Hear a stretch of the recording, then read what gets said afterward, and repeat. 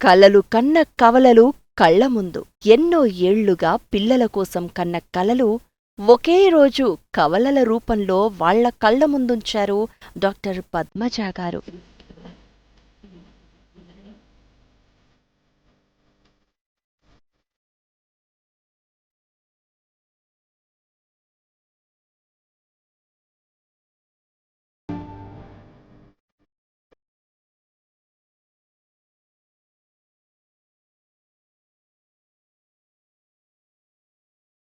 తొమ్మిది నెలల క్రితం సంతానం లేక ఎన్నో సందేహాలతో ఇక్కడికి వచ్చిన వీరందరికీ ఐవీఎఫ్ పద్ధతి ద్వారా ప్రెగ్నెన్సీని కన్ఫర్మ్ చేసి 2025 మే 30న ఒకే రోజు 6 దంపతులకు కవల పిల్లల్ని అందించారు డాక్టర్ పద్మజ గారు.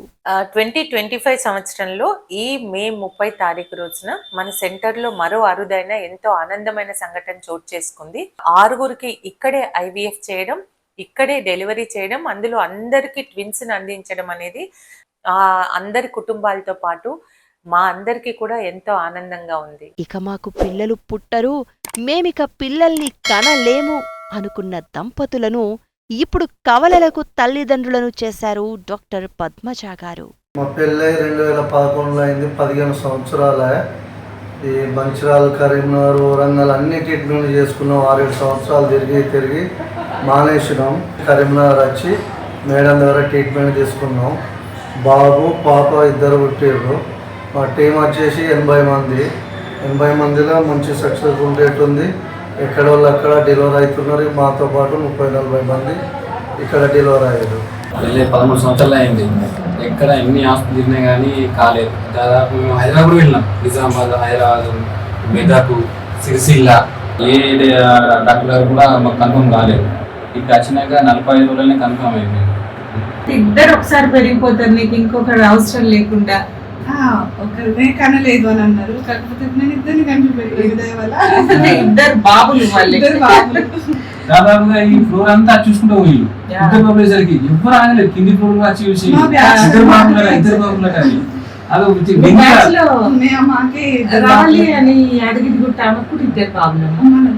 వెంటనే గుర్తుపట్టి ఇతనే ఇద్దరు బాబులు తండ్రి, ఇతనే ఇద్దరు బాబులు అలా కూడా పేరు పెట్టేసి కదా చెప్తున్నాయి.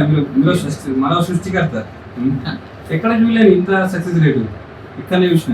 ఐవీఎఫ్ సక్సెస్ అవడమే గగనమైన రోజుల్లో ఈ కేంద్రం మాత్రం ఒకే రోజు 14 మంది కవలలకు జన్మనందించడం, అదేవిధంగా 3 రోజుల్లో 33 మంది శిశువులకు జన్మనందించడం, ఇలా ప్రతి దశలో ఎప్పటికప్పుడు రికార్డులను సృష్టిస్తూ, అలాగే ఈ మే 30, 2025న ఒకే రోజు 6గురికి డెలివరీ చేసి 12 మంది శిశువులకు జన్మనందించి మరో నూతన ఆనందపు అధ్యాయాన్ని లిఖించింది కరీంనగర్ డాక్టర్ పద్మజ సంతాన సాఫల్య కేంద్రం.